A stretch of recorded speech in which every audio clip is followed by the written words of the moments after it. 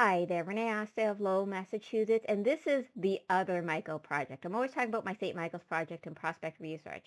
But because of what was occurring with my youngest son and his educational disabilities, my career kind of had to be sidelined for quite a bit of time. And this is actually going to be a success story of what happens when we finally get the IEP addressed, the individual educational plan addressed for your son.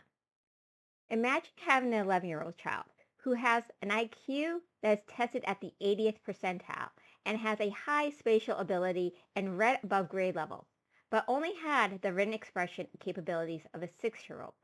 Much of my time as a parent was dealing with the local public school administration's failure and the educational neglect of my youngest son. We had enough of the school insisting it was a behavioral or cornering him into a false diagnosis of autism and not addressing the findings of an independent educational evaluation, which we just had to, at this point, pay out of pocket to get the spot and have it done. We sought out an educational attorney who informed us that the public school would bankrupt us if we fought for his right for an education. So here in Lowell, Massachusetts, I'm calling out the public school system. They would take an advantage of the fact that parents couldn't fight back based on their low income, based on their inability to speak English as a first language, or just navigate things. Now, I have a law degree. I passed the bar, but I'm not an educational attorney. So I was doing everything right, and they were constantly putting up roadblocks. And I have no idea why, because the actual needs of my son were very simple. We invested in a private tutor for over a year to bring him up to grade level.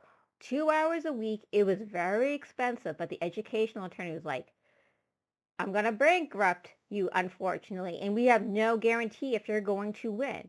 And all of these specialized special ed high schools, even the top-notch, wonderful schools that do exist, couldn't actually meet his specific educational disability because sometimes kids have an overall intellectual disability or they have a reading disability. A lot of these specialized schools only specialize in reading. And then because he was red flagged as behavioral, obviously these schools did not want to risk having a potential behavioral student here.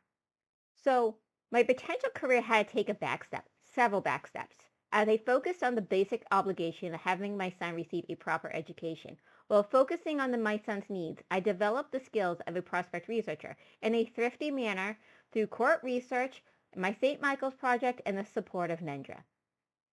So where is Michael right now? Michael is going to be graduating as a senior at Greater Lowell Technical High School. When we were searching out all these special high schools, they were very expensive, these special ed high schools. My son was like, I just want to go to like a normal school with a football team. Now, my son doesn't play football. He's never actually been to one of the football games at Greater Lowell Tech. But the idea is like, I just want to be a normal teenager. I just want to be able to do normal things. So what worked with his IEP is that they actually just followed the IEP. They recognized that this kid did not have an intellectual disability. He understood the content. He could speak clearly with that content, but he couldn't communicate in written expression. So we focused strictly on the writing skills and the explicit writing skills of grammar and understanding sentence structure, which unfortunately they don't teach in elementary school and middle school. They just sort of like think you can just wing it by I have no idea. So because Greater Lowell Tech is not like a top Division One type school, he got to participate in sports. He was captain of his swim team. He plays tennis. He was moving up from the general college prep classes to honors program. So imagine having a son who couldn't write at 11 years old. In sixth grade, he could only write at first grade level. He's in honors English right now. He's making elective choices like taking psychology. He, he's in the auto tech program. He's doing very well, being an auto tech mechanic, but he is deciding to go to college and he wants to be on a swim team in college. And the state universities are accepting him. He's including an invitation. One of the state universities here in Massachusetts invited him to be a part of their honors program. He took the SAT without any problems. He's been recruited for the men's swim team for at least one of these colleges, and we're seeking out another recruitment. He's going to be an Eagle Scout. We just got to put that application in. He's gone to Colorado and New Mexico on his own with scouts. He's He could climb the mountains on his own with his brothers and very safely. And to think how he was, I have no idea why Lowell Public did what they did to him. I have absolutely no idea why they ignored all of, because we were seeing like a specialized like doctor and she was like trying to give him recommendations. They ignored all those recommendations. And I still had to send my kid to school every day. And I remember in 5th grade, they were trying to diagnose my kid falsely with autism. It says, we're going to send you to this school across the city. Oh, it's going to be so nice. It's going to be so wonderful. We're going to take care of all of his needs. And they were trying to have me do a tour of the school with an autism specialist. And like, my kid is not autistic, people. Yeah, he had quirks. He's kind of a funny guy. But you know, he has friends. He's social. He can accomplish things. And it took a lot of work, guys. It took a lot of work, and unfortunately, I couldn't.